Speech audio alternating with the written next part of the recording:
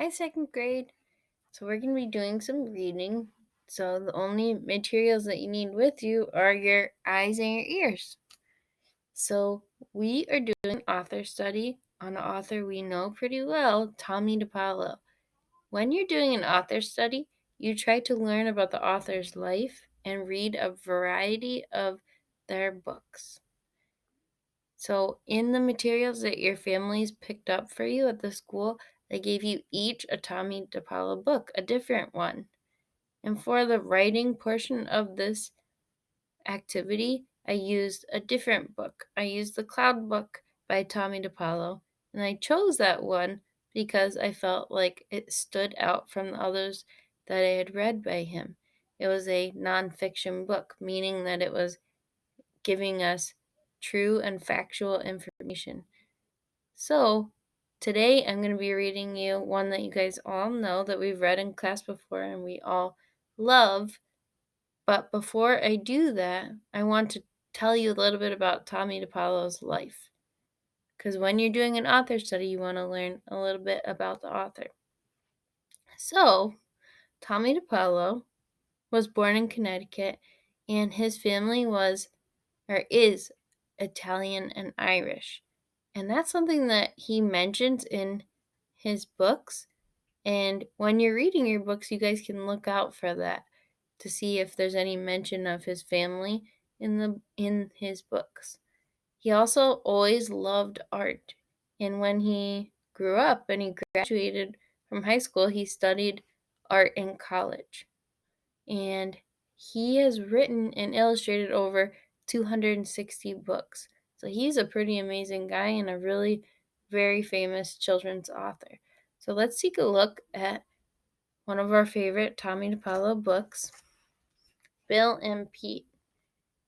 And I wanted to read this one to you guys because we've all enjoyed it before in class, and it's also very different from the Cloud book. This one it gives us real factual information, and this one is a fun story with talking animal characters. So it's a fable. Bill and Pete by Tomie dePaola. William Everett Crocodile lived on the banks of the Nile River with his mama. One day, Mama said, "William Everett, now that you have nice crocodile teeth, we must go to Mr. Hippo's store and get you a toothbrush before you start school tomorrow." William Everett liked Mr. Hippo's store because it was full of things. He and Mama walked up one aisle and down the other. They stopped in front of the toothbrush counter. "You may choose your own toothbrush, William Everett," Mama said. William Everett looked and looked. "Hi," said a toothbrush. "What's your name?" "My name's William Everett. What's yours?" "Pete," said the toothbrush. "I found the toothbrush I want, Mama," said William Everett. "His name is Pete." "Good," said Mama. "We can go home now." So Pete became William Everett's toothbrush and his best friend too. The next morning, Mama said, "William Everett, wake up. It's time to go to school." "Oh, Mama," William Everett said, "I can't wait to read and write and learn all about crocodile history." "Someday I will be proud of you, William Everett," Mama said. "Now, class," said Mrs. Ebis, "today we are going to learn the alphabet. Then we will be able to write our names. Now repeat after me." The little crocodiles repeated after Mrs. Ebis. A, B, C, D, E, F, G. They all said the whole alphabet. They said the letters over and over again until they all knew them by heart. "Well, William Everett," said Mama, "what did you learn in school today?" William Everett Say the alphabet, said Pete. William Everett said every letter of the alphabet without a mistake. Oh, William Everett, said Mom, that was beautiful. The next day, Mrs. Ebis taught the class how to write all the letters. The little crocodiles wrote the letters over and over again until they knew them by heart. What did you learn today, William Everett? Mama asked.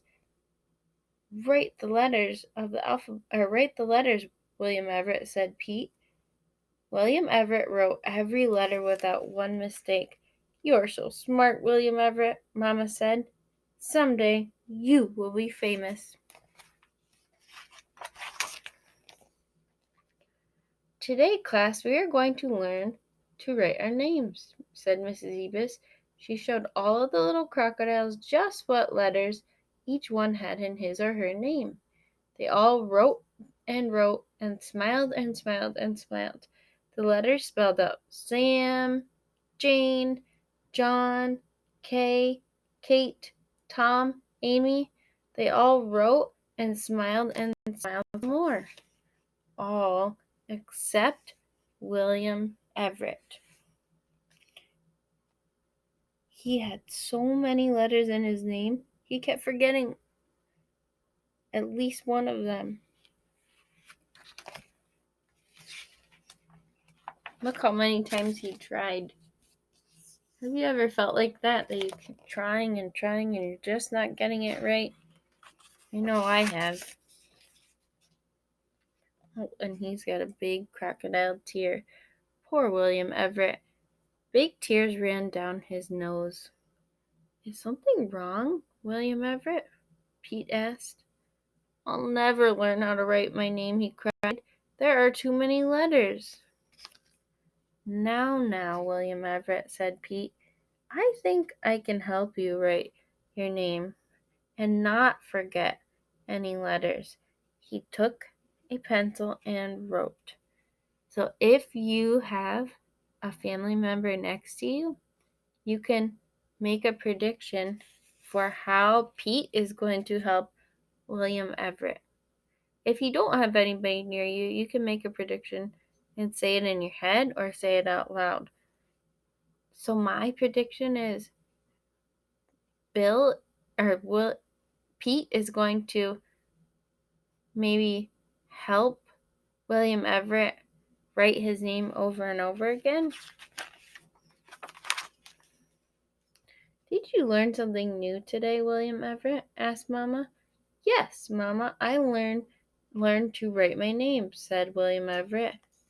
Oh, this is his name. He wrote it. So that's how Pete helped William Everett. He gave him a nickname, and let's sound it out so we can see the letters right here. B-I-L-L. So we'll use our fingers to tap it out. B-I-L. And the last part is a double consonant. You guys know all about that. It's two letters that make one sound. So the B-I-L is one sound. Oh, Bill, Mama beamed. One Sunday, there was no school, or one Saturday, when there was no school, Bill and Pete went down to the Nile River and sat on the bank in the sun. A man on a bicycle went riding by. Behind the bicycle were cages filled with crocodiles. I wonder what that's all about, said Bill. That's the bad guy.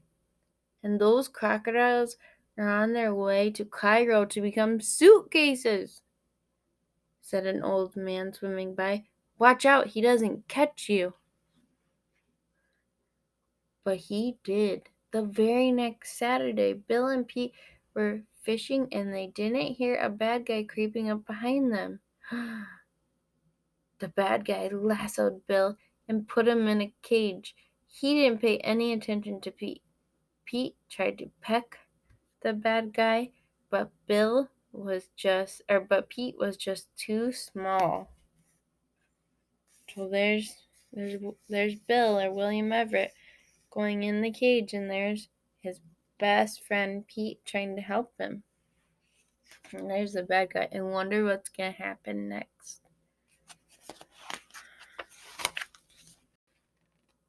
Poor Bill. He was on his way to Cairo. All he could think about was suitcases. Oh no. Brave Pete. He stayed close to his friend. There's Pete right there. The bad guy put Bill in the garden and went into the house.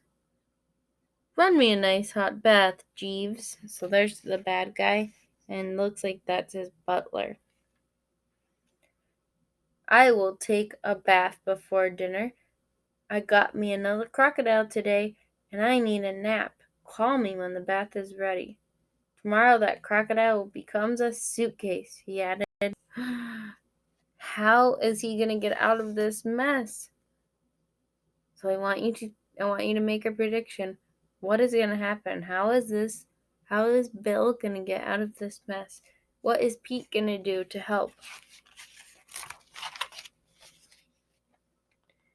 Not if I have anything to say about it, said Pete. I'm more than just a toothbrush, and Pete picked the lock with his beak. Quick, Bill, let's get out of here, said Pete. No. I'm mad, said Bill. I'm going to make sure there are no more crocodile suitcases. So Bill is mad, and he's going to stand up for all the crocodiles.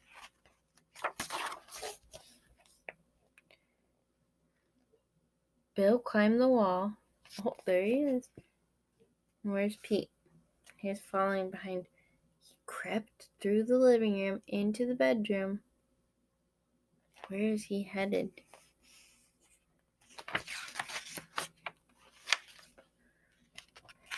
Your bath is ready, sir, said Jeeves. Oh, who's hiding in there? And there was Bill, right with the rubber ducky. He looks like he's feeling very surprised. Oh, look at Bill. He's showing all of his teeth. He is not happy. He's being very brave. This part's funny. The bad guy jumped out of the window and didn't stop running all the way to Cairo. Oh, look, a nice dinner, said Pete. And I am hungry, said Bill. Look at the two friends.